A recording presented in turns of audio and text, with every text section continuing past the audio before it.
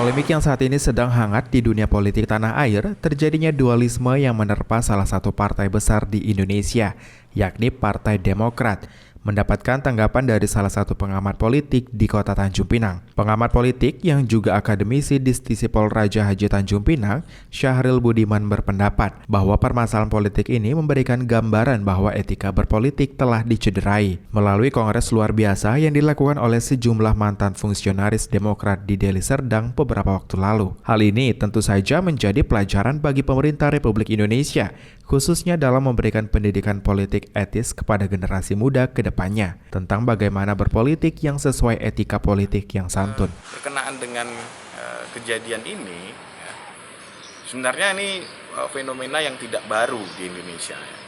Kita bisa lihat pada pasca Orde Baru banyak partai politik yang berdiri, gitu. Dan ini sebenarnya harus dicontoh. Gitu.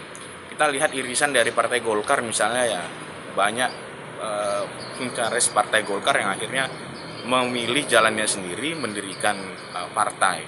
Kita lihat Hanura, lalu ada Gerindra, lalu ada Nasdem. Ini kan tokoh-tokoh sentralnya di masing-masing partai politik lebih etis mengambil jalan yang pantas ketika mereka punya pilihan politik sendiri, punya pilihan ideologi partai sendiri.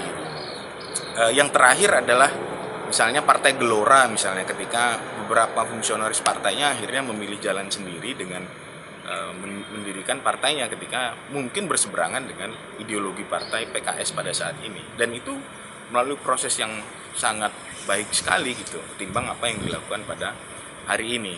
Dan ini juga mencederai dari pendidikan politik dan demokrasi yang ada di Indonesia. Menurut Syahril, konflik politik seperti yang terjadi pada Partai Demokrat saat ini bukanlah hal baru dan pernah terjadi beberapa kali pada partai-partai besar di Indonesia seperti Golkar, PKS, dan partai lainnya. Namun gejolak tersebut berakhir dengan terbentuknya partai baru seperti Gerindra, Nasdem, Hanura, bahkan Partai Gelora baru-baru ini. Berbeda dengan masalah yang menimpa Demokrat yang dianggap telah dibajak oleh oknum tertentu. Oleh karena itu, Syahril menyebutkan betapa pentingnya manajemen konflik dalam internal partai, serta kaderisasi yang mumpuni bagi setiap kader partai, agar masalah ini tidak terulang kembali, khususnya untuk menjaga keutuhan demokrasi dalam dunia politik tanah air.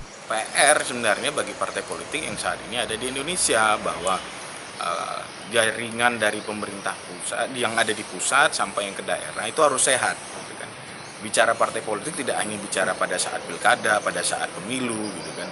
Pendidikan kader juga tidak bisa main karbit-karbitan, gitu kan. Nah ini kan sekarang ini terjadi karbit-karbitan dan itu juga akhirnya merusak dari pendidikan generasi kader di dalam partai politik yang punya kualitas akhirnya tersingkir karena masalah popularitas, gitu kan. Padahal kualitas dari kader-kader partai ditingkatkan juga dari partainya sendiri, tidak boleh kutu loncat saja, ada pembangunan kadernya, gitu kan.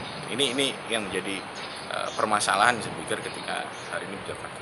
Sebelumnya dikabarkan sejumlah mantan fungsionaris Partai Demokrat mengadakan KLB di Sumatera Utara beberapa waktu lalu dengan hasil kongres yang menyatakan Muldoko sebagai Ketua Umum Demokrat yang baru. Hal ini bertentangan dengan hasil Kongres Demokrat yang ke-5 tahun lalu yang menyatakan Agus Harimukti Yudhoyono atau AHY sebagai Ketum Demokrat.